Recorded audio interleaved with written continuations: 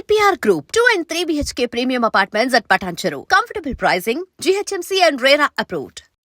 మన ఇండస్ట్రీ నుంచి cinema industry నుంచి మిమ్మల్ని బాగా అప్రిషియేట్ చేసే పర్సన్ అంటే వాళ్ళు ఇచ్చిన ఫీడ్బ్యాక్ లైఫ్లో మర్చిపోలేని కిక్ ఇచ్చిందని ఎవరి ఫీడ్బ్యాక్ మీకు అంత కిక్ ఇచ్చింది?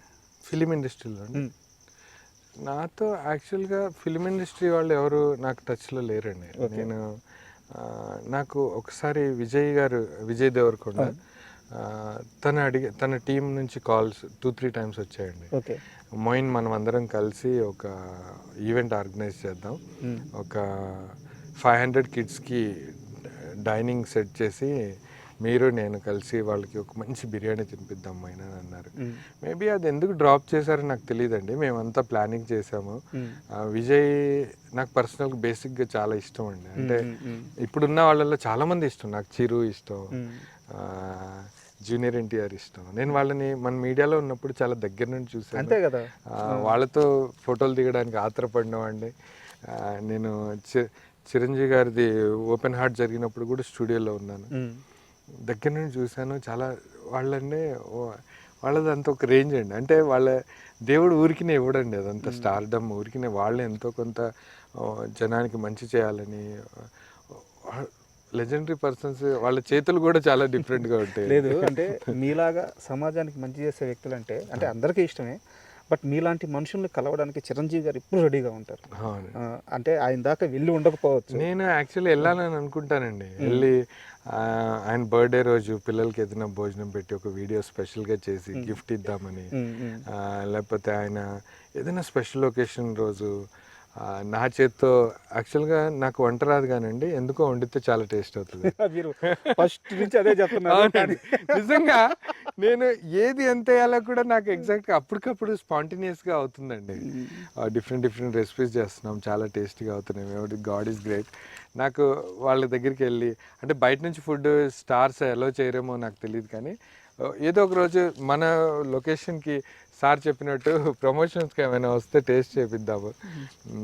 నాకు అందరినీ కలవాలని ఉంటుంది, అందరితోటి మింగిల్ అవ్వాలని ఉంటుంది. ఈ వీడియో చూస్తే మాత్రం ఖచ్చితంగా చిరంజీవి గారి దగ్గరికి థ్యాంక్ యూ మీరు వెళ్ళే రోజు ఖచ్చితంగా. నేను అన్ఫార్చునేట్లీ ఒక ఈవెంట్ జరిగిందండి డిజిటల్ మీడియా వాళ్ళది. విజయ్ దేవరకొండ గారు వచ్చారు, చిరంజీవి గారు వచ్చారు. చాలా పెద్ద ఈవెంట్ జరిగింది. ఆ రోజు నాకు ఈ అందరు యూట్యూబర్స్ని స్టేజ్ మీదకి పిలిచి ఒక ప్రశంసలు చేశారు. ఒక లాస్ట్ 1.5 years బ్యాక్ అనుకుంటా. ఆ రోజు నాకు ఇన్విటేషన్ ఉండిందండి, కానీ నేను చాలా దూరం ఉండడం వల్ల రీచ్ అయ్యేసరికి ఆ ప్రోగ్రామ్ టైం అయిపోయిందండి. స్పెషల్గా డిజిటల్ మీడియా తరపు నుంచి ఒక ఈవెంట్ చేశారండి, చాలా పెద్ద ఈవెంట్ అది. చిరంజీవి గారు, విజయ్ గారు చాలామంది కూర్చొని. ఆ రోజు నేను చాలా ఫీల్ అయ్యానండి. అబ్బా, హైదరాబాద్లో ఉంటే వెళ్ళేవాడిని. ఆ రోజు దగ్గర నుంచి కలిసి మాట్లాడాలి. నేను చిరంజీవి గారికి ఏం చెప్పాలనుకున్నానంటే అండి, ఆ స్టేజ్ మీద ఊహించుకున్నాను యాక్చువల్గా రీచ్ అవ్వాలి. యాక్చువల్గా మూవీస్ చాలామంది చేస్తున్నారు, అందరూ స్టార్స్ చేస్తున్నారు, అందరూ స్క్రీన్ మీద కనపడుతున్నారు. కొన్ని వేల లక్షల కోట్ల మంది ఉన్నా కూడా మధ్యలో చిరంజీవి గారు అలా నిలబడి ఉంటే ఆ గ్లో, ఆ స్క్రీన్ పవర్ వేరండి. ఆ చిన్న ఫేస్, ఆ చిన్న ఇమేజ్ కూడా ఉంటుంది చూసారా చిరంజీవి గారి ఫేస్. ఆయన పూర్తి కనపడక్కర్లేదండి, ఆ కోట్ల మందిలో ఆ ఇమేజ్ ఉంటుంది చూసారా, ఆ స్క్రీన్ వాల్యూ పెరిగిపోతుంది. నేను సార్కి ఒకసారి యాక్చువల్లీ ఆ గ్లో వేరండి. అది మెగాస్టార్ అని ఊరికి అవ్వలేదు, మీరు చెప్తుంటేనే ఫేస్లో కనిపిస్తుంది. సీరియస్ అండి. నేను చిన్నప్పటి నుంచి అంటే స్క్రీన్లో మనం చిరంజీవి గారు ఫ్రేమ్లోకి వచ్చినప్పుడు ఉన్న ఇమేజ్ ఆయన తప్పుకోగానే ఆ వాల్యూ పడిపోతుంది. మీరు ఎంత సెట్స్ వేయండి, ఏమైనా వేయండి, ఆయన వచ్చి నిలబడితే ఫ్రేమ్ అది అదిరిపోతుందండి.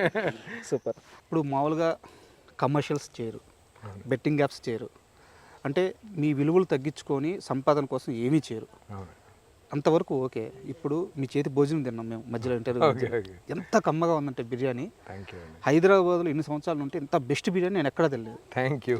అంత గొప్పగా వండుతున్నారు కదా, ఒక హోటల్స్ పెట్టాలి, ఆ ఫుడ్ బిజినెస్ చేయాలన్న ఆలోచన ఎందుకు రాలేదు? ఉండిందండి. యాక్చువల్గా ఫుడ్ బిజినెస్ థాట్ ఉంది. యాక్చువల్గా కొన్ని రెస్పాన్సిబిలిటీస్ ఉన్నాయి, ఇంకా ఫ్యూచర్ ప్రాజెక్ట్స్ కొన్ని ఉన్నాయండి. వాటిని ముందు కాన్సన్ట్రేట్ చేసి తర్వాత ఇది ఎప్పుడైనా స్టార్ట్ చేయొచ్చులే అన్నట్టుగా ఒక థాట్ ఉంది. కానీ అంటే మా నవాబ్స్ కిచెన్ సైడ్ నుంచి ఒక అందరికీ చాలామంది మెసేజ్లు కూడా పెడతారండి వాట్సాప్లో కూడా. మాకు మీ ఫుడ్ టేస్ట్ చేయాలని ఉంది, వేరే మార్గం లేదా అని. కొంతమంది ఇంకొకటి కూడా చెప్పాలండి, యాక్చువల్గా మా ఫంక్షన్లో వండుతారా, లేకపోతే మా పాప పెళ్ళి ఉంది వండుతారా అని అంటారు. నేను అంటే ఇది అంటే అది వేరే విధంగా చెప్పట్లేదండి. యాక్చువల్గా ఏంటంటే మాకు ఫస్ట్ ఆఫ్ ఆల్ అంత టైం లేదండి దేవుడి దయ వల్ల. ఇంకోటి పెళ్ళిళ్ళకి వచ్చి వండితే ఇది కామన్, అంటే నవాబ్స్ కిచెన్ ఒక కాన్సెప్ట్ తోటి రన్ అవుతుంది. ఎవరికైతే ఆ ఫుడ్ టేస్ట్ చేయలేరు అది ఆ పేదవాళ్ళ దాకా వెళ్ళాలి. అందులో స్పెషల్గా మేము వండింది మా చేతులతో మీద వండింది డైవర్ట్ అవ్వకూడదు, ఆ కాన్సెప్ట్ డైవర్ట్ అవ్వకూడదని చాలా మంది అడుగుతున్నారు మా ఫంక్షన్కి. అట్లా నిజంగా మాకు టైం లేదండి, మా గోల్స్ వేరే ఉన్నాయి. ఇన్ కేస్ మీకు పెళ్ళిళ్ళగా ఉండాలని ఉంటే ఎప్పుడైనా వాట్సాప్ మెసేజ్ చేయండి, మనకు తెలిసిన చాలా మంది షెఫ్స్ ఉన్నారు, వాళ్ళ నంబర్స్ ఇవ్వగలను. ఓకే, ఇది డైవర్ట్ ఇక్కడికి. ఓకే, రెస్టారెంట్ విషయానికి వస్తే చాలాసార్లు అనుకున్నామండి. మేము ముగ్గురం కలిసి ఉన్నప్పుడే పెడదామని అనుకున్నాము. తర్వాత సెపరేట్ అయిపోయాక, ఛానల్ కొత్తగా స్టార్ట్ అయ్యాక కొంచెం బిజీ అవ్వడం, మళ్ళీ యూట్యూబ్లో ఇది స్టేబుల్ అవ్వడానికి కొంచెం టైం పట్టింది. కానీ రెస్టారెంట్ పెట్టాలని ఎప్పటి నుంచో ఉందండి. కానీ దాన్ని మరీ అంత కమర్షియల్గా ధూమ్ధామ్గా లేకపోతే పెద్దవాళ్ళకి అందుబాటులో కాదండి. అందరికీ ఐడియల్గా ఒక మంచి ఏదైనా ఫ్యూచర్లో కొన్ని కాన్సెప్ట్స్ ఉన్నాయండి. అవి కంప్లీట్ అయ్యాక అది 2 years పట్టొచ్చు, 3 years పట్టొచ్చు. అప్పుడు డెఫినెట్గా నేను స్వయంగా దాని మీద కాన్సన్ట్రేట్ చేసి పెడదామని ఆ రోజు రావాలని. Thank you. అండ్ ఇక్కడ నాకు అంటే ఇది సీరియస్ క్వశ్చనా లేకుంటే కాంట్రవర్షియల్ క్వశ్చనా నాకు అర్థం కావట్లేదు, బట్ అడగాలనిపిస్తుంది, అడిగేస్తున్నాను.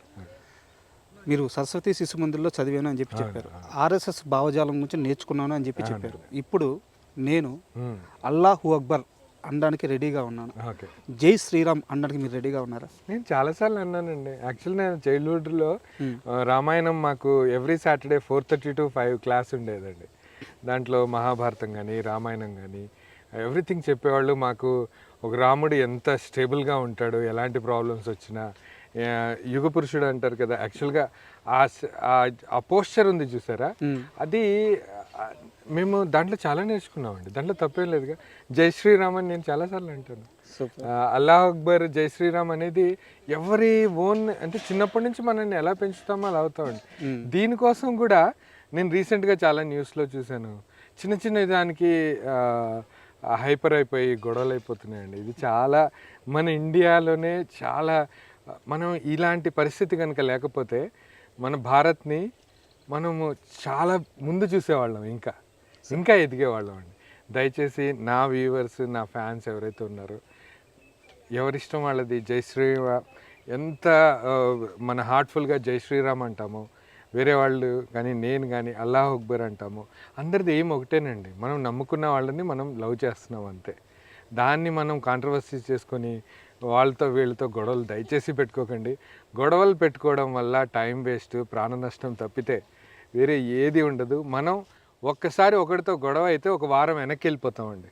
అది నేను గట్టిగా అనుకుంటాను. ఎప్పుడు గొడవలు పెట్టుకోకండి, ప్రశాంతంగా ఉండండి.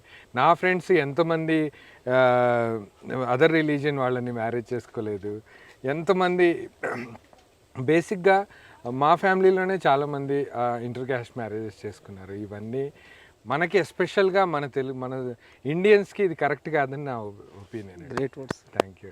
అండ్ ఫైనల్గా ఇప్పుడు ఏదైతే నవాబ్ కిచెన్స్ ఛానల్ ఉందో దానికి అంతకు ముందు వ్యూవర్షిప్ లేదు. అవును. ఇప్పుడు ఆ వ్యూవర్షిప్ కోసం ఎలాంటి ప్లాన్స్ ఉన్నాయి ఫ్యూచర్లో, ఎలాంటి అప్రోచ్తో ముందుకెళ్ళబోతున్నారు? Nawabs kitchen food for all orphans అనేది మేము ఫస్ట్ ఏదైతే మనం ఆర్ఫన్స్కే పెట్టాలనుకున్నాం.